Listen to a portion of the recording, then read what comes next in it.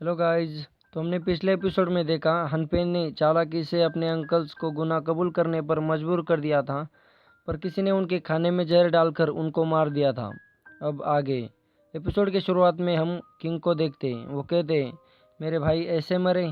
तभी जनरल कहते हैं, महामहिम, हमें यह जांच यही ख़त्म करनी चाहिए।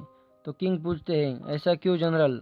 तो जनरल कहते हैं, महाराज, ऐसा माना जाता है कि घोस्ट जिनको मार देते हैं वो उनका निजी सामान ले लेते हैं। टेबल पर जो जो वस्तुएं हैं वो सभी मेरे मरे हुए मंत्रियों की और आपके भाइयों की थी, जो मेरे लोगों को डुआन हुआन घाटी में मिली। तो किंग कहते हैं, क्या सच में यह घोस्ट आर्मी का काम है?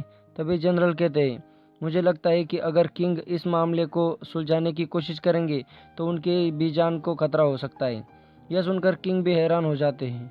तभी प्राइम मिनिस्टर भी आगे आते हैं और वो कहते हैं, शिनजांग शहर घोस्ट आर्मी से परेशान है, लोग डर रहे हैं और व्यवसाय भी ठप पड़ चुके हैं। मेरा मानना है कि सभी के लिए शांति बनाए रखना ही उचित है।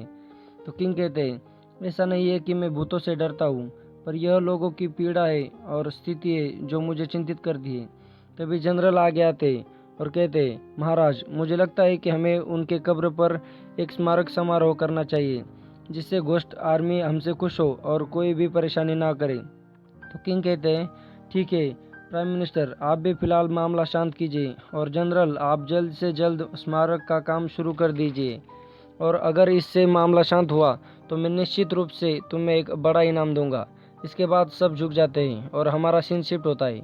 प्राइम मिनिस्टर कहते हैं, जैसे कि मैंने आपको वादा किया था, अगर आपने इस मिस्ट्री को सुलझा दिया और सारा सोना ढूंढ लिया तो मैं आपको न्याय मंत्री बनाने के लिए किंग से कहूँगा। हालांकि तभी हानफे कहता है, सोना नहीं मिला? तो प्राइम मिनिस्टर कहते हैं, हाँ, आपने अब तक सोना नहीं ढूंढा। जिस दिन आप सोना ढूंढ लेते हैं उस दिन आप न्याय मंत्री होंगे। तो हानफे कहता है, ठीक है। मिनिस्टर कहते हैं, तो मैं अलविदा लेता हूँ। ऐसा कहकर मिनिस्टर वहाँ से चले जाते। उनके जाने के बाद जांगलियांग कहता है, ब्रदर हानफे, मुझे नहीं पता था कि दादाजी आपने शब्दों के पीछे हटेंगे। तभी हानफे कहता है, जांगलियांग, अपने आप को दोष मत दो।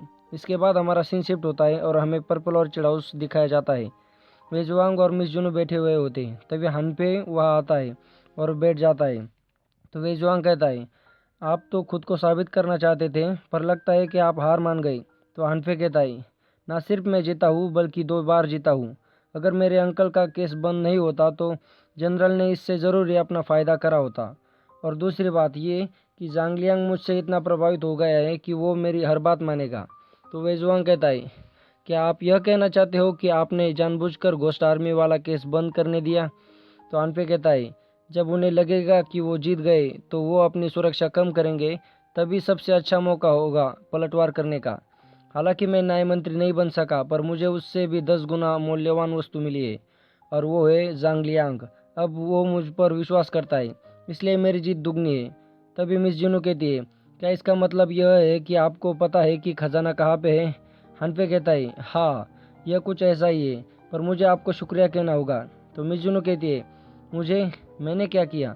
हनफे कहता है, आपने उस दिन मेरी जान बचाई थी। हालांकि हत्यारा मुझे मार नहीं पाया, पर वो आपसे बच के भाग गया।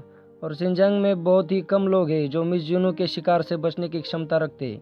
मैंने जो निष्कर्ष निकाला है उसमें से केवल 2 है। एक का नाम मोया है और दूसरे का नाम वाईफेंग, और ये दोनों भी उए के लिए काम करते हैं। तो वेजुआंग कहता है, जी, उए एक चालाक बूढ़ी लोमड़ी है, पर आप केवल अनुमान के आधार पर खजाने की उम्मीद नहीं कर सकते। तभी हानफे कहता है, यह सच है, और यही कारण है कि मैं ब्रदर वेजुआंग को मेरे साथ एक अच्छा शो देखने के लिए इनवाइट करता हूँ। तभी हमारा सीन शिफ्ट होता है और हम जनरल को देखते हैं, जो अपने महल में बैठा हुआ होता है। तभी एक सैनिक आकर उसे कहता है, जनरल, प्रिंस हानफे आपसे मिलना चाहते हैं। जनरल कहते हैं, हानफे यहाँ किस लिए आया होगा? तभी वह हानफे आता है। तो जनरल उसे कहता है, अब काफ़ी देर हो चुकी है, अब किस लिए आए हो? तो हानफे कहता है, मैं आपको इतनी रात को खजाने के मामले के कारण परेशान कर रहा हूँ। जनरल कहते हैं, खजाने का मामला? वो तो कब का ख़त्म हो गया। हानफे कहता है, हाँ, पर मुझे खेद है कि खजाना नहीं मिल पाया। तभी जनरल कहते हैं, खजाना तो घोस्ट आर्मी ने चुराया है, ये हमारे पहुंच से बाहर है। प्रिंस, पछताने की ज़रूरत नहीं है। तो हानफे कहता है, कल घोस्ट आर्मी मेरे सपने में आई और उन्होंने कहा कि उन्हें आपका स्मारक समारोह वाला आयोजन बहुत ही अच्छा लगा, इसलिए वो हमारे सिक्के भेंट के स्वरूप देने वाले हैं। तो जनरल कहते हैं ये तो अच्छी बात है। तभी वो इन लड़कियों को डांटता है और खेल जारी रखने के लिए कहता है। फिर वो हानफे से कहता है आपको क्या लगता है कि सोने के सिक्के आपके हाथ में आ जाएंगे?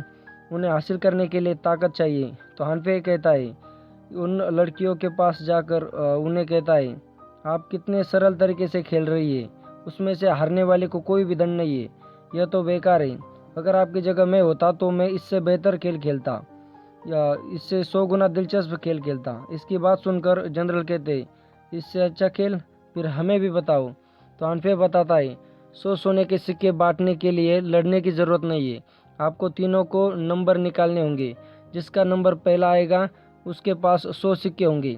बाकी दो बताएंगे कि उसके पास रहने हैं कि नहीं। अगर दोनों लड़कियों ने ना कहा तो पहले वाले को मरना होगा। वैसे ही दूसरी लड़की के साथ भी होगा। अगर तीसरी लड़की ने ना कहा तो दूसरी को भी मरना होगा। तो जनरल कहते ये तो आसान है। अगर पहले वाली लड़की को दूसरे और तीसरे लड़की ने नहीं कहा तो वो मर जाएगी और बाद में दूसरे लड़की की बारी आएगी और इस बार भी तीसरी लड़की ने नहीं कहा तो दूसरी लड़की भी मर जाएगी। बची हुई तीसरी लड़की जीत जाएगी। तो हानफे कहता है यह आसान लगता है पर आपको लगता है कि परिणाम वैसा ही होगा जैसा आपने कहा। इसी के साथ हमारा ये एपिसोड यहीं पे ख़त्म होता है।